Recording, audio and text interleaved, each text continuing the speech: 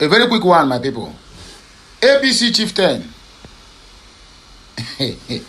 Osita Okechukwu alerts TINUBU of danger that may rock electoral votes in 2027.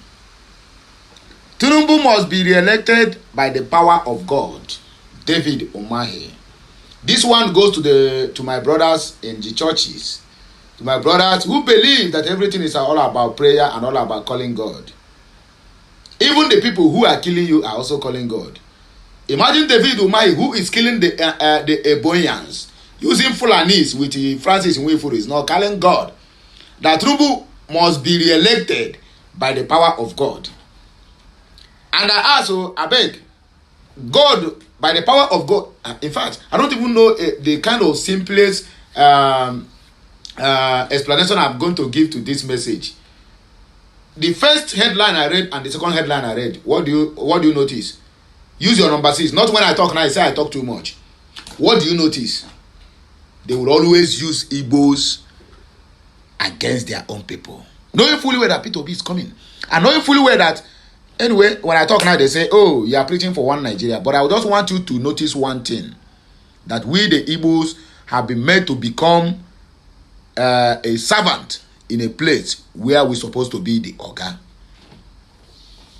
Imagine two Igbos now who claims to be APC chieftains.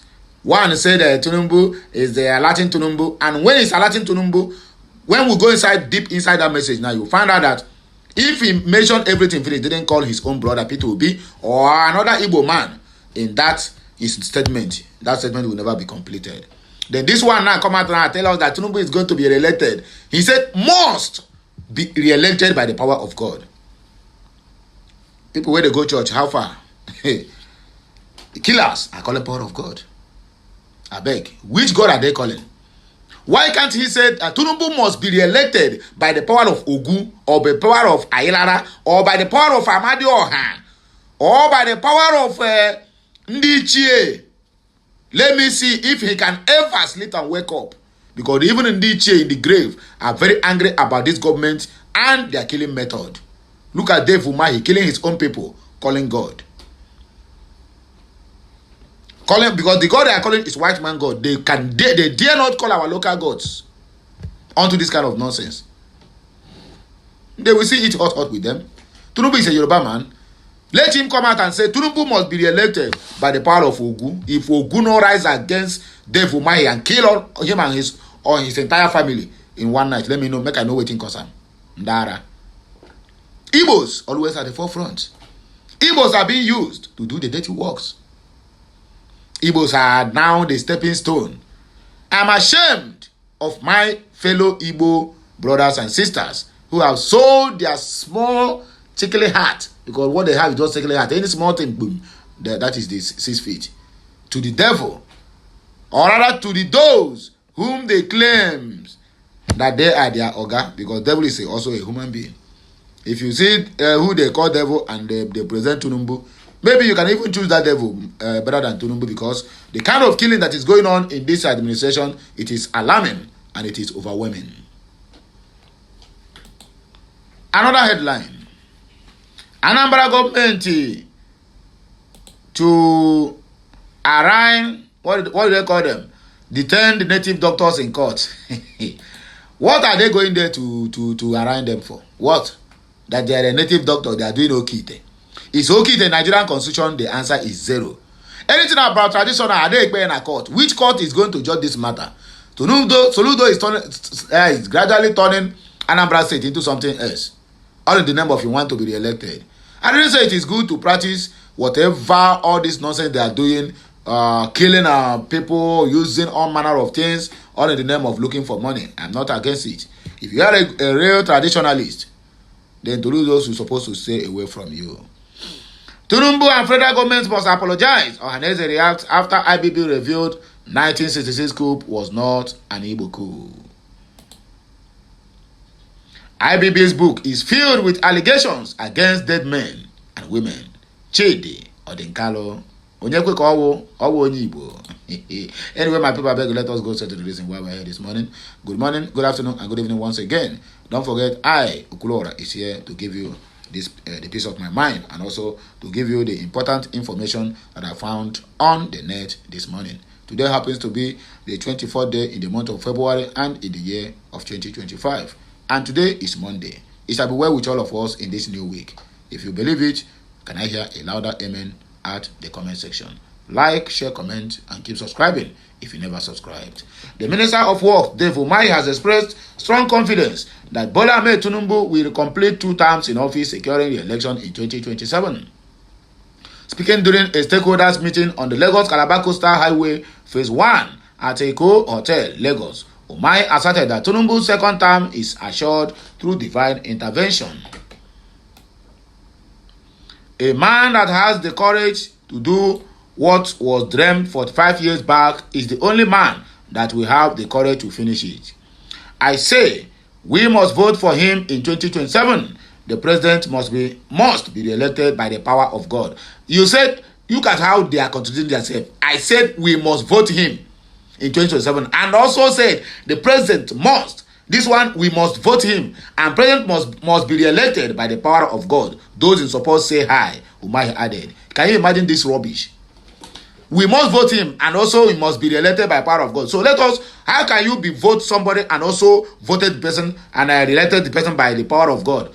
Okay, so let us remove we must vote him. That one, he said, by the power of God. So let power of God vote him into office. That day, let nobody go out to queue. Let power of God queue and vote TINUBU into office. Useless entities that call themselves politicians. The minister highlighted TINUBU's contributions to the Southeast since assuming office in 2023, emphasizing that the region stands firmly behind him. What are the contributions TINUBU have made in the Southeast? Name one, Dave Umahi. According to Umahi, the administration has initiated several federal projects in the Southeast and other regions, demonstrating its commitment to national development. Name one, as a former 2-time governor of Ebonyi State, Umahi declared that IGBOS will support TINUBU's re-election bid and deliver on an overwhelming majority of votes in 2027. Still never said anything he did. BOLA TINUBU is going to have 99% of the votes of the Southeast because he has been very nice to the people of the Southeast. They will leave Southwest to give us 99.99% in 2027, he asserted. Please, Dave Umahi, mention one thing TINUBU have completed in his 2 years in office. Even the appointment is nonsense. Umahi dismissed any claims of sabotage against the administration, pointing out that ongoing infrastructure projects such as the Enugu-Abakaliki Road and Afikpo-Abia-Okigwe Road underscore the government's commitment to the region. All these things are being on newspaper, not being completed or even started already. All these things they are mentioning. That's why it is too hard for them to mention. If it's something they have achieved now, all the whole internet would have been on fire. A founding member of All Poverty Congress, APC, Osita Okechukwu, has asserted that BOLA TINUBU's Southeast votes are in danger if you fail to urgently call the Minister of Works, Dave Umahi, in order. Okay. Nigerian News report that Okechukwu, in a statement on Sunday, alleged that it is regrettable that the only critical road the Southeast benefited from nationwide road infrastructure tax credit scheme is being sabotaged by Umahi. Make una hear am. That's why Umahi came out and telling us that TINUBU is going to be elected must by the power of God. While his own brother now is attacking him, or the only road project that this Southeast can benefit from TINUBU are being sabotaged by the same Dave Umahi, who said that Southeast is going to give him 99%. Ah, God have mercy. He alleged that the completion of the construction of 110 kilometers of Enugu-Onitsha Express Road have been going on seamlessly under the MTN Road Infrastructure Tax Credit Scheme until Umahi's unfair and unnecessary stop work order. According to Okechukwu, the national coordinator of the Southeast APC Renewal Movement, motorists face hardship on the highway because of the stop work order.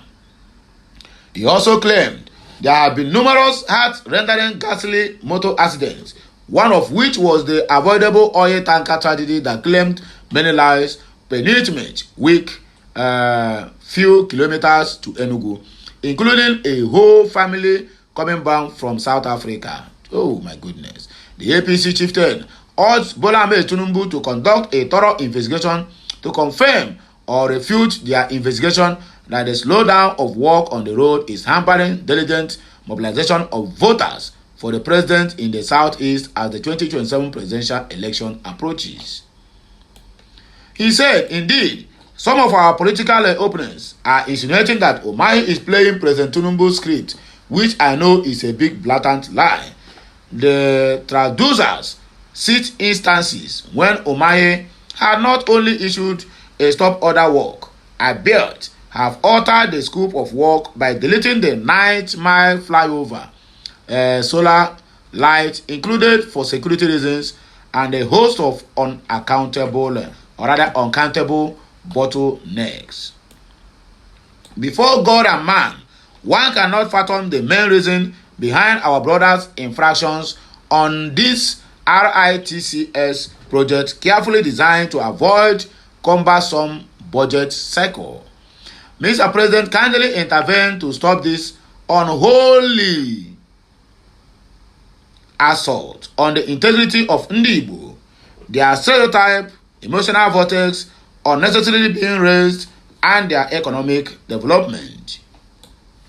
Moving forward, Anambra government arraigned the 10 native doctors in court. Anambra state government has said it will arraign native doctors currently in its custody in court immediately after investigations are completed. Commissioner for Information Dr. Law Mayfor disclosed this at the weekend in Oka while speaking to the state-owned broadcast station, Anambra Broadcasting Service, ABS. He said the Professor Chukwuma Soludo-led administration is working hard towards restoring sanity in the state. He said the state government is serious about its commitment to eradicating criminal activities in Anambra. If the native doctors are convicted, they will be sentenced in accordance with the provisions of the law, Anambra Homeland Security Law. He clarified that Soludo's administration is not opposed to traditional worship, as misinterpreted by some people, but is instead focused on tackling crime and those who enable it, including native doctors who prepare charms for criminals. Daily Post report that so far, about 3 native doctors have been arrested for alleged promoting money rituals and making charms for criminals. Those who have been arrested and allegedly in custody, including Chidozie Nwangwu, popularly known as Akwa Okuko Chiwarake, Onyebuchi Okocha, also known as Onyeze Jesus, and another from Okija in Ihiala, known as Ekehit, all are said to still be in custody pending investigations. Bola Ahmed Tinubu, federal government must apologize. Ohaneze reacts after IBB revealed 1966 coup was not an Igbo coup.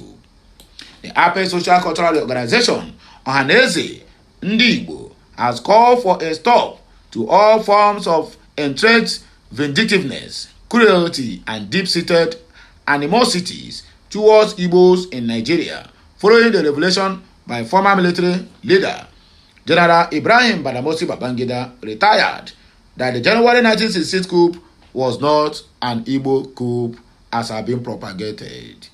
The group also demanded an unreserved apology from President Bola Ahmed Tinubu on behalf of the government, past military leaders, and particularly General Yakubu Gowon, retired, for the pain suffered by Igbos. But here, Ohaneze get it wrong.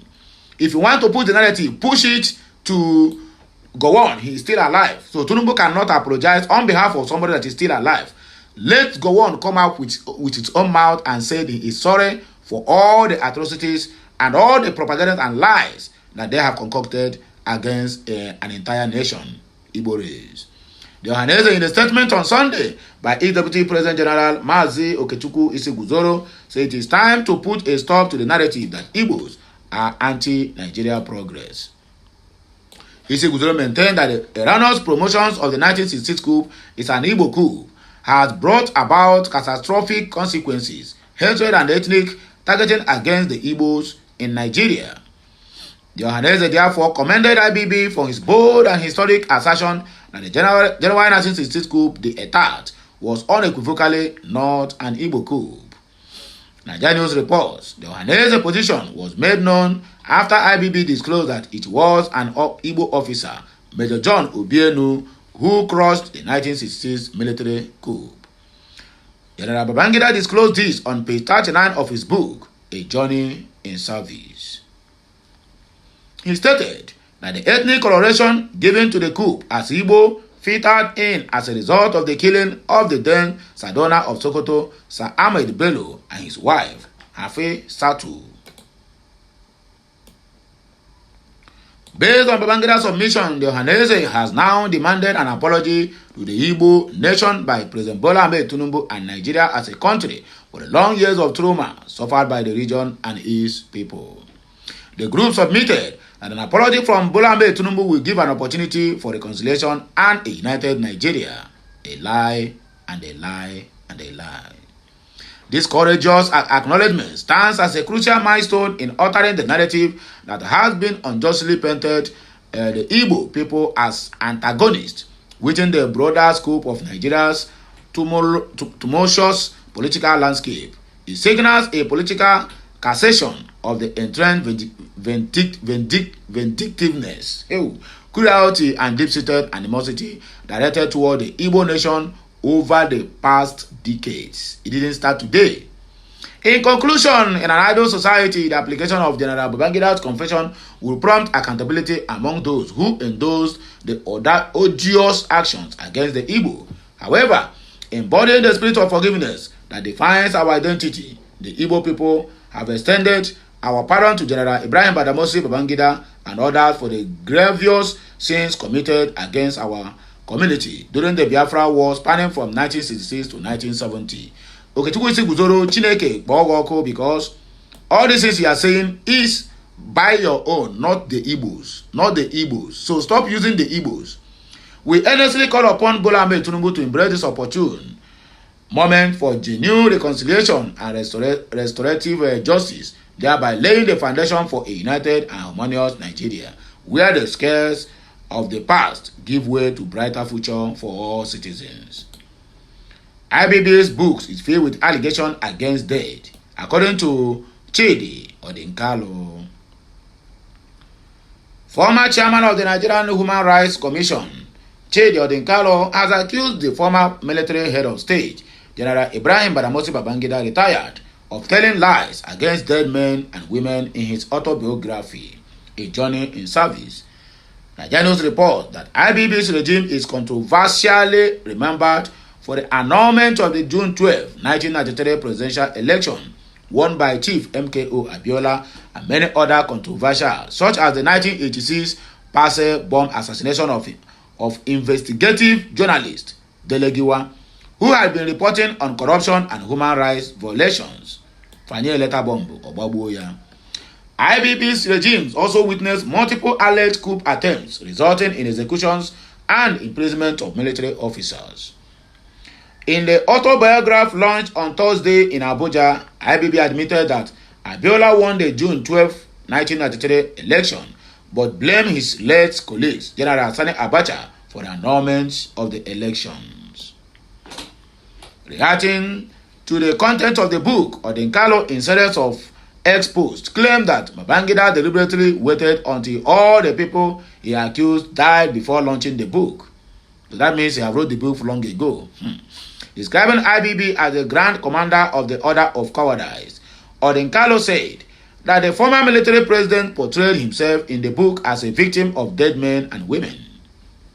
He wrote, Ibrahim Babangida's book is filled with allegations against dead men and women. He waited until they were all dead and none of them could controvert him, and he portrays himself as a victim of all these dead men and women. This damns him even more than he already was as lacking in character. The only question that must be pursued by those interested must be how a man so devoid of character and values was allowed to travel so far in the military to the point where for a generation he could routinely pick and choose at which soldier could or should rule Nigeria. Conveniently, Babangida, a committed record keeper, could not produce any contemporaneous records, minutes, notes, or other evidence to corroborate any of the serious claims and allegations He makes about these dead men and women. All hail the grand commander of order of cowardice. According to Chidi Odinkalo, only by now here we will take a break you. I beg, they're gonna keep on sharing, liking, and commenting on this very particular important video. Let me know what you think at the comment section. I'll be right back. Kemesiano.